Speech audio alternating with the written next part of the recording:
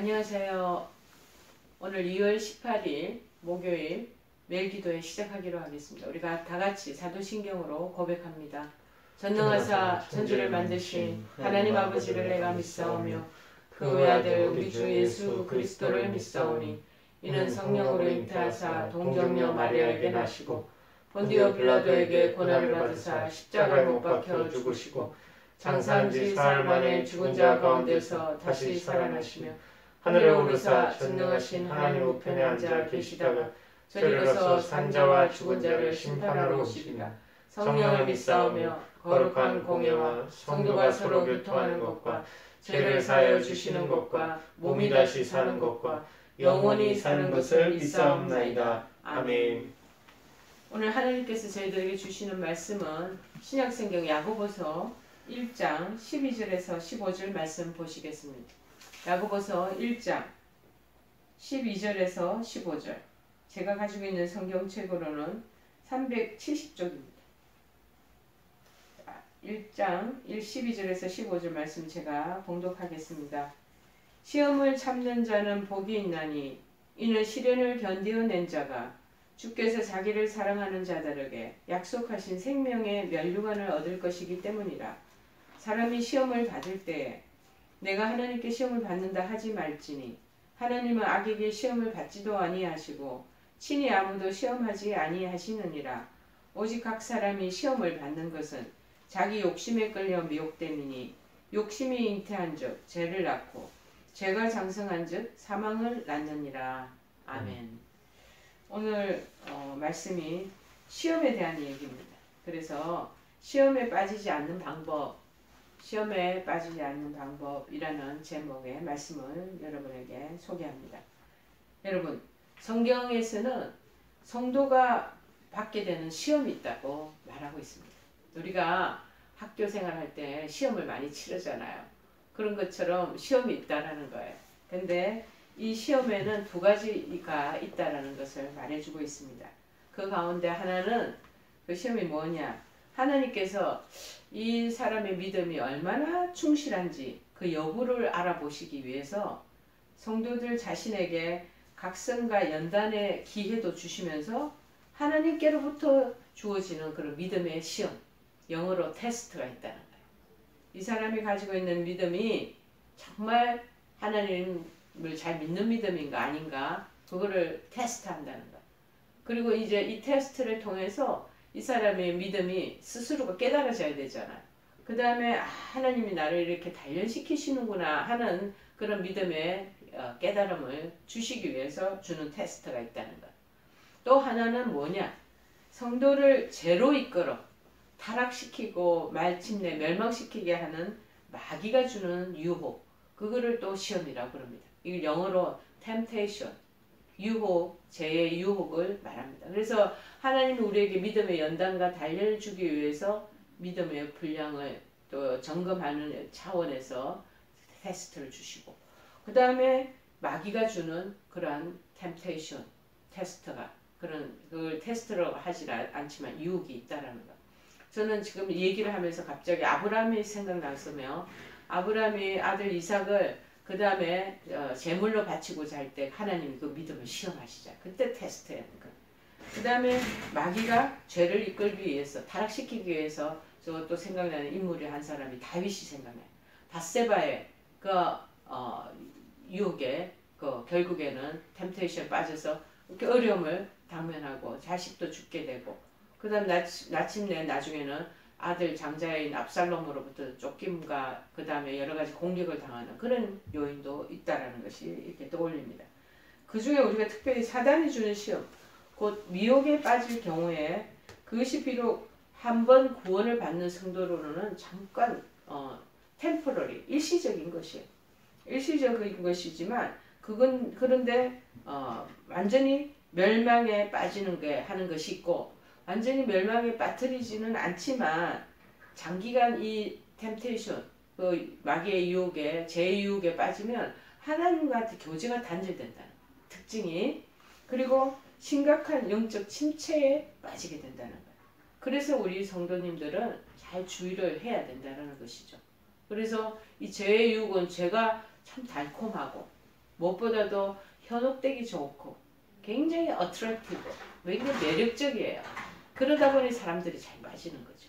그런데 이 사단이 하는 역할은 뭐냐? 하나님하고의 관계가 소홀해지고 등을 하나님과 이렇게 등 돌리게 하는, 단절시키게 하는데 초점을 맞추고 있다라는. 자, 그런데 사단의 시험에 그럼 빠지지 않을 수가 있는가? 한번 살펴보면은요. 우리가 사단의 시험의 성격을 첫 번째 잘 알아야 된다는 거예요. 앞에서 사단이 주는, 제가 초반전에 시험을 가리켜 템테이션, 즉 유혹이라고 말했잖아요. 즉 사람들에게 어떤 미끼를 던져. 미끼를 줘서 그릇된 길로 가고픈 그런 마음을 일으키는 것. 이거를 유혹이라고 해요. 자, 에덴 동산에서 사단이 하와를 범죄케 할 때 바로 이와 같은 유혹의 방법을 사용했잖아요. 저는 지금 또 갑자기 떠올리는 게, 우리가 낚시터에, 저 낚시는 1년에 평생에 한두 번밖에 안 했지만 낚시터에 이제 미끼를 던지잖아요. 미끼 마지막, 요새 도시어부 영화도 저기 여러 가지 예능 프로그램도 있는데 미끼를 해서 그 물고기를 바다에 그 미끼 던져가지고 물고기 유혹하잖아요. 그거랑 똑같아요. 결국 물고기 인생이 뭐예요? 사람들에게 먹이거리밖에 되지 않잖아요. 그렇게 해가지고 지렁이를 다른 미끼로 유혹을 하는 거죠. 이 유혹의 방법을 사용하는 거죠. 이 하와도 그리고 아담도 사과에 먹고자 하는 그 유혹, 그리고 자기네들이 하나님과 같이 되고자 하는 그런 명예와 이 권력의 그 유혹에 빠지게 되잖아요.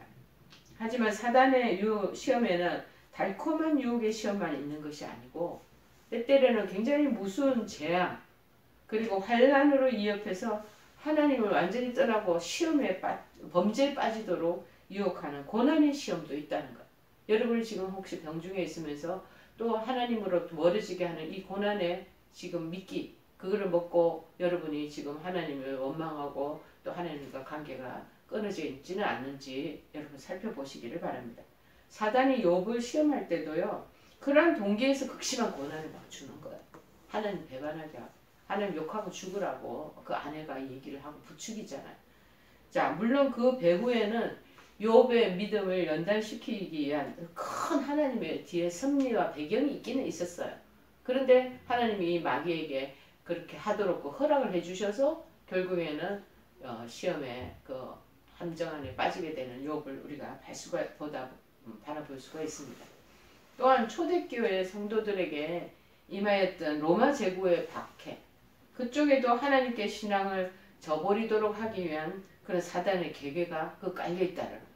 어쩌면 우리도 지금 코로나의 이 시험과 이 올무가 이 하나님으로부터 멀어지게 하는 그런 고난의 그 과정이 사단의 계획 가운데 들어가 있지 않는가 우리 또 살펴봐야 되겠죠. 이처럼 사단은 우리 성도들이 처한 상황에 맞춰서 이 두 가지 달콤한 것도 줄 뿐만 아니라 아주 혹독한 고난과 고통을 주면서 이 한 가지씩 사용하는 거예요. 때로는 이 두 가지 방법을 동시에 또 사용하기도 한대요. 그렇게 사단의 시험의 성격을 잘 알아야 되는 거죠. 때로는 인간의 정욕을 자극하는 유혹으로, 그러니까 이제 바람도, 그 다음에 불륜의 관계도, 외도도, 이 이성적인 그런 유혹의 그런 어려움도 계속 그렇게 미끼를 던지죠. 때로는 우리 인간의 연약함을 위협하는 환난, 핍박, 그러니까 이 코로나로 인하는 그러한 어려움도 있게 된다는 거죠. 조금 전에 제가 이 메시지에 오기 전에 어느 교수님이 저를 찾아오셨어요. 오셔서 굉장히 이 코로나의 그 상황 속에서 사람들이 힘들고 어려워한다. 우울증에 빠질 수밖에 없겠다. 마찬가지 이 인간의 연약함. 우리가 강한 듯해도 굉장히 인생은 약한 사람들입니다. 그렇기 때문에 이런 어려움이 오면은 쉽게 하나님을 포기하는 사람들이 많아지고, 하나님 믿어도 도와주시지 않고 별것 없네 하는 마음으로 하나님한테 그렇게 등을 돌리는, 배교하는 역할들이 있다는 거죠. 세 번째로는 한편으로는 위협하기도 하고 동시에 다른 한편으로는 또 미혹하는 이 두 가지 방법, 여러 가지 방법으로 성도들을 아무튼 넘어지고 신앙생활 못하게끔 그렇게 만들어 나간다는 것입니다. 이러한 사단의 시험에 이 성격들을 동시에 잘 알아야지만 그 시험에 빠지지 않는 승리하는 신앙생활을 우리가 할 수 있을 것입니다. 그래서 사단의 시험의 성격은 굉장히 달콤하게도 오고, 그 다음에 강한 연단, 막 고난으로 오기도 하고 이 두 가지 중에 한 가지가 오기도 하지만 섞어서 혼합적인 방법으로 올 수도 있다라는 거죠. 자, 그러면 뭐냐? 두 번째 오는 게 뭐냐? 욕심을 가지고 있어요. 욕심 가질 때 이 사단이 그 욕심을 틈타서 우리한테 딱 합류를 하게 된다는 거죠. 여러분, 사단의 시험이 두 가지 방법인 만큼 그것에 대한 방어책도 두 가지여야 한다는 것입니다. 먼저 오늘 본문에 사단의 시험에 빠지는 이유는 14절에서 말하고 있죠. 오직 각 사람이 시험을 받는 것은 자기 욕심에 끌려 미혹된다. 참으로 의미심장한 얘기입니다. 역사적으로 이거 굉장히 이게 실증된 그런 말씀입니다. 왜냐하면 인류 조상부터 눈이 밝아서 하나님과 같이 되어 선악을 알기 위해, 즉 하나님과 같이 되려는 자기 욕망을 충족시키기 위해서 선악과를 따먹는 범죄를 저지르는 것이 창세기에 나오잖아요. 창세기 3장에. 그게 있다는 거예요. 이처럼 사단의 미혹하는 시험에 빠지는 중요한 요인 중에 뭐냐? 탐심, 욕심. 자기 욕심이 그 안에 깔려 있다는 거예요. 저변에. 그럼 우리는 욕심을 버리지 않는 한 언제든지 사단이 마귀가 우리의 마음을 이렇게도 만들고 저렇게도 시험에 빠질 수 있는 그런 요소를 제공할 수밖에 없다라는 것이죠. 즉 하나님의 축복이 그 당시 제일 파라다이스 충만하였던 이 에덴 동산에서도 아담이 시험에 빠지잖아요. 그리고 또한 아까 초창기에 제가 말씀드린 것처럼 사무엘하 11장 2절에서 5절에도 말한 것처럼 이 다윗의 경우에도 정말 전쟁에서 계속 이기는 거예요. 그래서 모든 것이 다 순탄하게 그러한 시점으로 가고 있는 그때에 예루살렘의 안락한 궁전에서 시험에 빠지는 거예요. 그러니까 아무리 좋은 환경에 있더라도 그 마음의 욕심의 불길을 잡지 못하면 시험에 빠질 수가 있다는 거예요. 자기 와이프가 있고 자기 부인이 있고 자기 가족이 있으면 그걸 지키려고 해야 되는데 자꾸 또 다른 이성에 대한 그런 욕심과 그런 이성에 대한 그런 자꾸 보이지 않는 탐심을 자꾸 눈여겨 보고 마음을 자꾸 심으면 결국 그런 일들이 발생하더라고요. 여러분, 그러기에 마음의 욕심을 버려야 돼요. 15절에서 그렇게 얘기하잖아요. 욕심이 잉태한 즉 죄를 낳고 죄가 장성한 즉 사망을 낳느니라. 욕심을 단호히 뿌리치지 않는 한 우리는 자기도 모르는 사이에 스스로 멸망이라는 함정에 딱 빠지게 되어 있다는 소리죠. 또 다른 한편 우리가 사단의 위협하는 시험에 빠지지 않기 위해서는 평소에 늘 그 부분에 대한 그런 우리의 영적인 깨어있음도 있어야 되지만 인내가 있어야 한다. 여러분, 욥이 자기의 재산, 가족, 건강을 다 잃어버리는 그 고난과 환난 가운데 나중 결국 승리하지 않았습니까? 우리가 마지막 장에 보면 그것은 뭐냐? 하나님께 대한 굳은 신앙, 그 신앙 가운데 잘 버티고 견디고 이겨나갔기 때문인 것이에요. 그리고 주님께서는 세상 끝날이 가까워져 말세에 다다랐을 때 이들 같은 사단에 위협하는 시험이 거세게 일어난다. 그러니까 너도 나도 시험 다 빠지게 하는 그런 징조들을 이 마귀가 막 뿌려놓고 사람들 마음에 심어준다는 거예요. 그때 끝까지 견디는 자가 구원을 얻는다라고 말하고 있습니다. 지금 코로나로 많은 사람들이 넘어지고 우리 교수님 조금 전에 와서 하시는 말씀이 목사님 이럴 때 병신들이 신앙을 지켜나가는 게 너무 힘들고 영적으로 믿음이 참으로 어렵습니다 하고 그렇게 고백하시면서 말씀하시더라고요. 저 너무나 동감합니다. 목회자이든 저희들도 마찬가지예요. 이럴 때 이 시험을 잘 견디는 그런 믿음의 견고함이 있지 않으면요 쉽게 사단이 세상이 그렇고 코로나 때문에 이렇고 저렇고 핑계가 많아지는 것이죠. 그러다 보면 결국에는 우리가 의의 옷을 입어야 되는데 의의 옷에 자꾸 때가 타고 그 부분에 대한 제 유혹들 이런 사단의 시험거리에 쉽게 그냥 침잠되어 가는 것을 잊어버리고 그렇게 나아가는 것이죠. 성경에 나오는 여러분 믿음의 승리자들의 믿음의 사람들이 여러 인물들이 등장하지 않습니까? 그 중에서 승리하는 신앙생활의 그 모든 마지막 그 어려움과 그 고난을 통과했던 분들은요 다 이 환난을 다 잘 인내하면서 통과했다. 인내가 그래서 견디고 버티고 오래 참고 이럴 때 나중에 결국적으로 하나님 우리에게 주시는 것이 뭐냐? 빅토리. 승리의 깃발을 우리에게 딱 손에 쥐어주게. 이걸 붙잡기 위해서 힘들고 고난의 그 환경 속에서 내가 지치고 그 다음에 낙담되고 그렇게 버티기 힘든 그 상황 속에서도 견디고 인내해요. 그러니까 환자들을 우리가 영어로 patient라고 얘기하거든요. 그런데 인내하다의 뜻도 patient.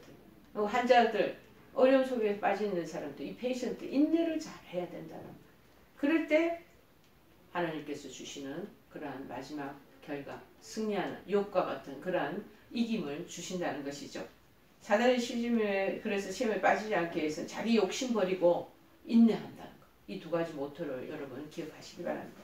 시험을 참는 자는 복이 있다고 했습니다. 뿐만 아니라 이러한 시험에서 승리함으로 옳다 인정함을 받는 자에는 주께서 약속 생명의 면류관을 주신다. 12절에 하반절에 보니까 그렇게 나와 있네요. 시련을 견디는 자, 주께서 약속하신 생명의 면류관을 얻게 하신다. 성경 말씀에 기록되어 있잖아요.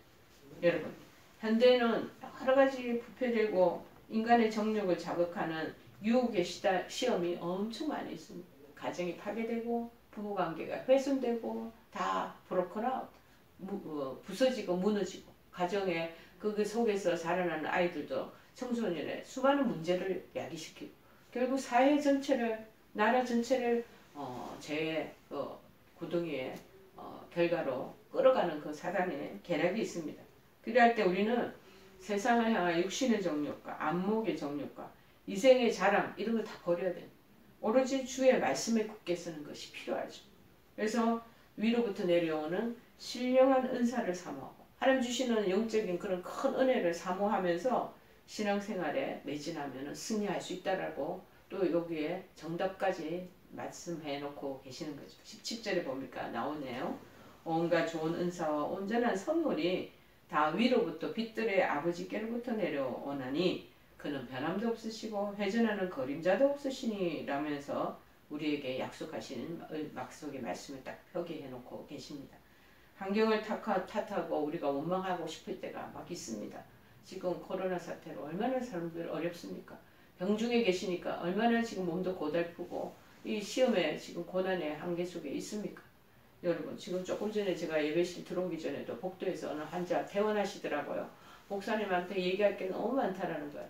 그래서 우리가 이 영상 제작을 하고 있다. 영상 말씀을 들으면서 힘을 얻으시라고 또 격려하고 그분이 가시면서 목사님 제가 다음에 올 때는 목사님 찾아뵙겠습니다 하고 인사하고 가시더라고요. 여러분 탓하고 원망하는 마음이 일어납니다. 당연합니다. 그러나 우리는 먼저 겸손하게 하나님 앞에 나가서 내 욕심 버리고 믿음의 말씀으로 인내하고 끝까지 버티는 자가 승리할 수 있음을 믿습니다. 그러면 사단으로부터 오는 시험도 극복된다라는 말씀을 오늘 우리에게 주님께서 교훈하고 계십니다. 저와 여러분이 깨닫고 큰 은혜를 경험하는 그런 시간들 되기를 바랍니다. 우리 찬송가 찬양하시겠습니다.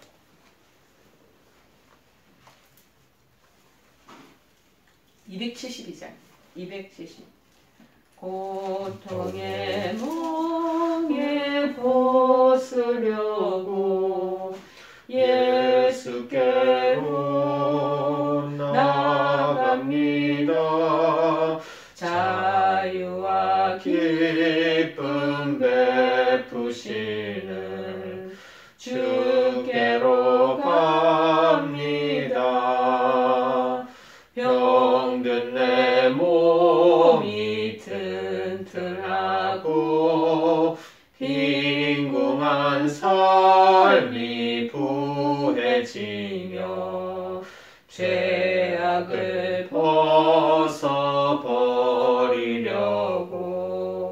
주께로 갑니다. 낭패와 실망 당한 뒤에 예수께로 나갑니다. 십자가 은혜 받으려고 주께로 갑니다.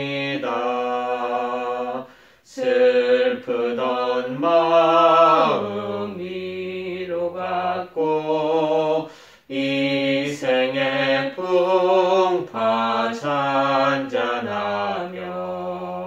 영광의 찬송 부르려고 주께로 갑니다.